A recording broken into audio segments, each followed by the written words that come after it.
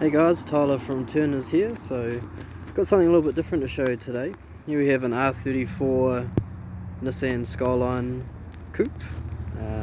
This car has been modified quite a bit since it left the factory. Has had an engine conversion done on it, so I'll wait for that truck to go by. But basically it's had a 2.6 litre twin turbo installed in it, so this is out of a GTR, this motor. Has had a upgraded cooling system done on it, so we've got an alloy radiator here. We do have upgraded injectors in there as well, so you can get a lot more fuel in. They are E85 compatible for if you ever want to add more power down the line. Has a fluid damper that stops all the vibrations, which these engines are quite renowned for. This car has been certified for all its modifications, so it is as fully legal as it is. It does have a front mount intercooler in there as well.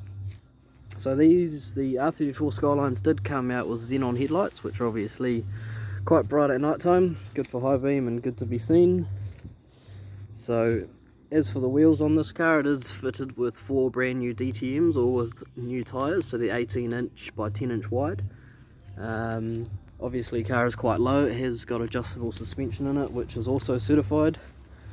The R34 Skylines did run ABS, so this has got ABS on it. The brakes are standard at the moment, but as is the power level, so it's running stock turbos on it.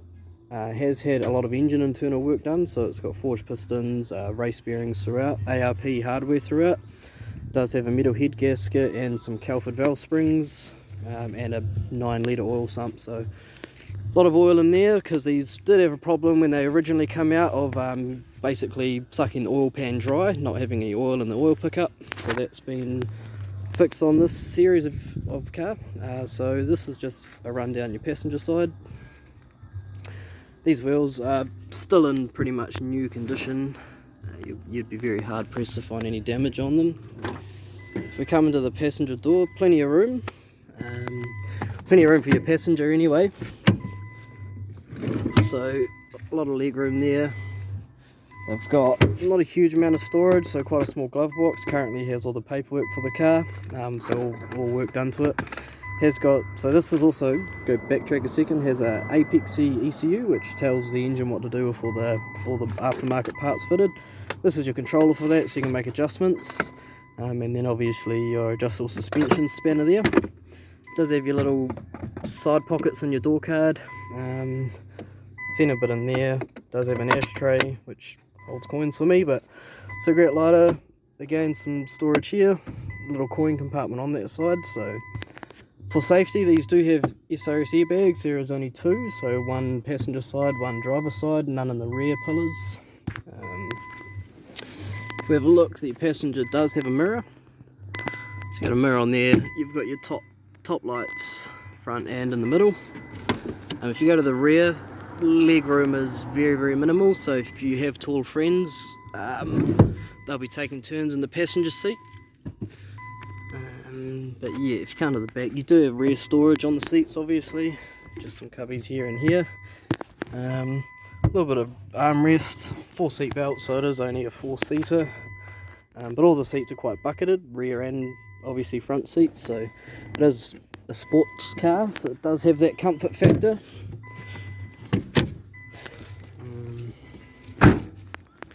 Come around to the rear, it's another look at the wheels. Obviously they even been quite wide, you have a lot more rubber on the road, so they're running 255 tyres on all 4. And just a quick look at the rear, it does still have its badges. Exhaust has been modified just in the rear on the muffler, otherwise it's standard all the way through.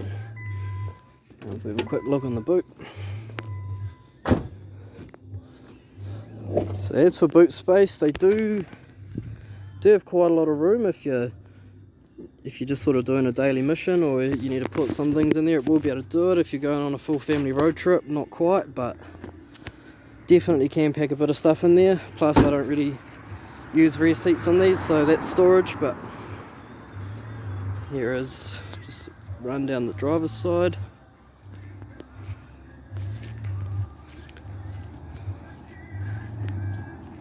Quick look. So if we jump into the driver's seat, this is obviously where all the action happens. Again, quite bucketed seats here. It is manual, so we do have obviously manual transmission there. your pedals down there. It has got a push button horn, don't know why, but that's quite fancy.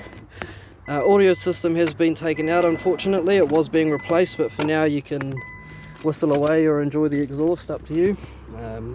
Has got an upgraded flywheel behind the engine, also has an upgraded clutch, so all of that's been done to sort of support about 600 horsepower. So car's not seeing that, but is built to, basically. Have a look at the kilometers. We got 174, which for one of these is relatively low, although those are not engine Ks, they're body Ks. The engine is pretty much new. Here's your little coin compartment, same again, similar storage, all your window controls, your mirror controls. Then here you've got all your heating, cooling, a bit more storage. So that's really it for what's going on in the interior. I'll give it a start up for you. Starts no problem.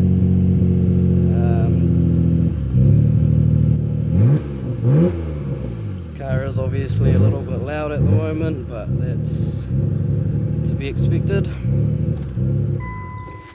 Yeah, all running well. Engine has been run in, obviously, but it's done about 3,000 Ks since the engine was all rebuilt. And the clutch, flywheel, etc. is all relatively a week old. All new fluids throughout, so coolant, oil, transmission, diff as well. So everything's serviced top to bottom, basically. Car is ready to either be left as it is and driven, or modified to what it was sort of built to see. So this is the Skyline that we have on offer, not something we'd usually stock. So if you have any inquiries, feel free to give me a bell or an email. I may have missed a few key points, so if there's anything that you want to know, let me know. I do pretty much know the car inside out, so yeah.